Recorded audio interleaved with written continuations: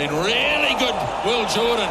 Now he tries to do it himself. If it sits up, it does. There's few better experiences in rugby union than watching the All Blacks in full flow, especially when they remind us that they really can score from anywhere.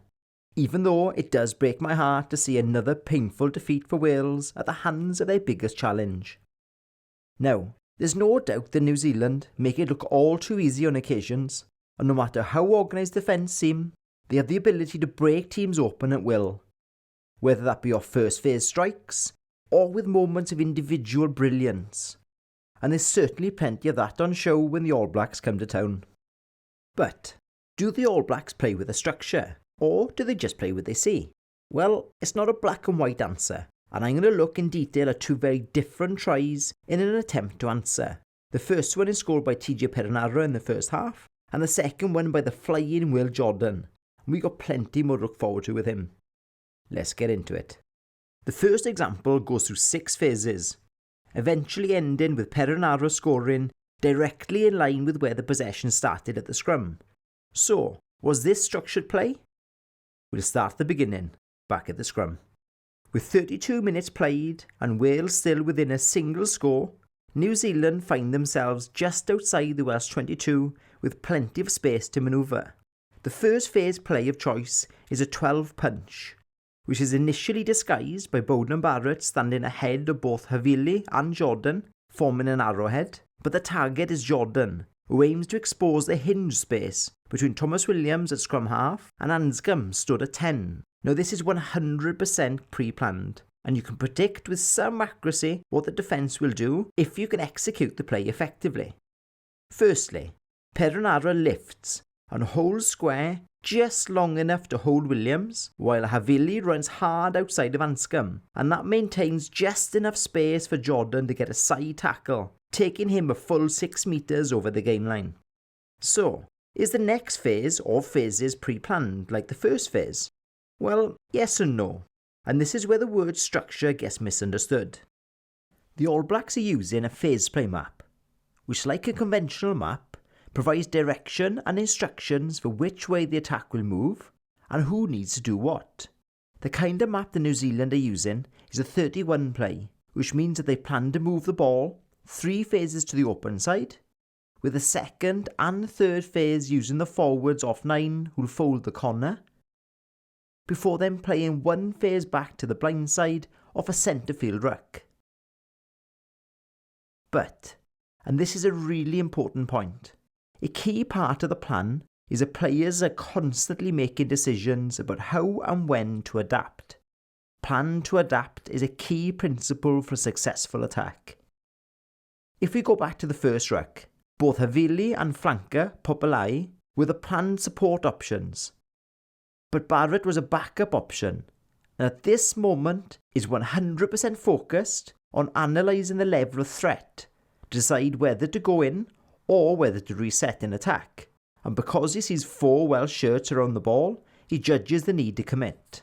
The second phase sees numbers 4, 6 and 5 form a shape of 9, as they're the next players available from the scrum, while Adi Surveyor is making his way around the centre field, along with props Laulala and Moody to form the shape of 9 for the third phase, all planned out on the training field. But remember what I said about planning to adapt.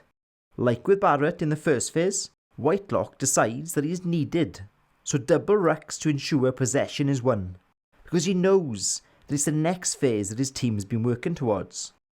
The purpose of the 31 play, and using the forwards around the corner, is to encourage Wales to overfold and to lose shape, while New Zealand maintain all backs and 5 forwards on their feet, and that's almost exactly what happens. So even though the rewind 9 shape now only has 2 forwards with Whitelock in the ruck, Retallick and Blackadder adapt and focus on attacking the line at speed, running at space and supporting the ball, cutting straight through the Welsh defence. And again, Barrett, who started as the out-the-back option, quickly recognises the need for support, and along with Papalai, clears McNichol, but still Whitelock spots the need to support the ruck, so he redirects his line and finishes the ruck clear.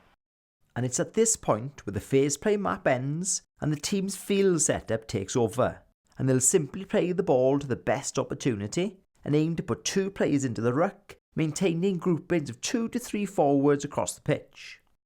The 5th phase sees Jody Barrett join the play, carrying hard into the Welsh defence, and now the killer opportunity is created. Jody's carry, coupled with Wales deciding to set defensive width without ensuring the inside would be filled, opens the door for yet more excellent reading of the game from the outstanding Adi Surveyor. He sees the opportunity to pick within a millisecond, and there was no stopping him and Perenara from there. So, structure and planned phases using maps doesn't exactly make you bad at rugby. It provides players with a clear understanding of their role and helps them understand what they might expect and what to look for. But adapting to change is not breaking from structure, it's a part of it. Now what about that Will Jordan try? Did that come from structure? The play started with a halfway restart, which, as I've covered before, is the 3rd set piece, and every player has a set position and role in the chase. So as Wales go through their own highly ordered box kick setup routine, New Zealand are also set to create their own opportunities. As predicted, Wales kick long, and Barrett immediately moves the ball to Ioane.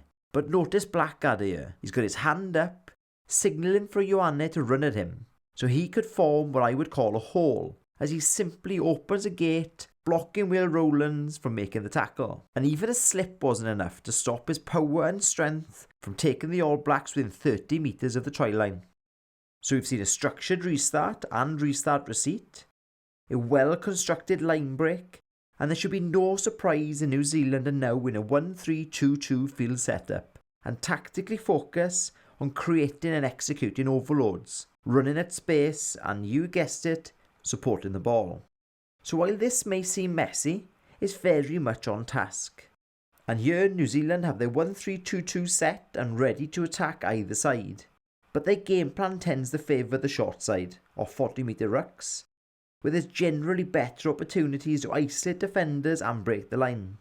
Although Wales defend this well, quick ball and a clever 9-shaped slide and tip pass busts the dogleg in the Welsh defence, and but for a handling error could have seen a score shortly after.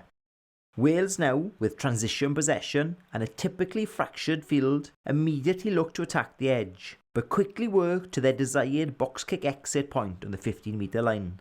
And this is another key part of structure that's worth discussing. While knowing your setup helps your own clarity, it can also help the opposition work you out. At the ruck, Wales have 2 players at the head of the ruck and 2 players at the tail. They've got 2 chasers on the blind side, 5 on the open, and 2 players holding the backfield. New Zealand have 15 players on feet and know that the ball will be kicked long, as we saw before. So when Jordan receives, he's got a series of options pre-built into the kick receipt system. He could pass open for Jody to attack one of the holes placed in the Welsh chase line. He could kick and contest, or he could attack one of the all-black shaped holes himself, which is what he goes for.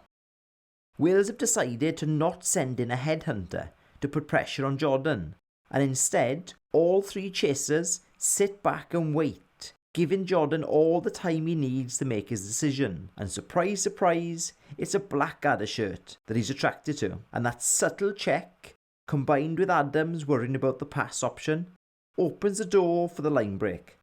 And the rest is where beautiful adaptability comes into full effect. After all, the primary objective is to score by whatever means, knowing that your mates are all on the same page. So, do New Zealand play to a structure? Yes, they do, but that structure is flexible, providing both clarity and a range of options which are collectively understood, relying on key principles to guide the decisions.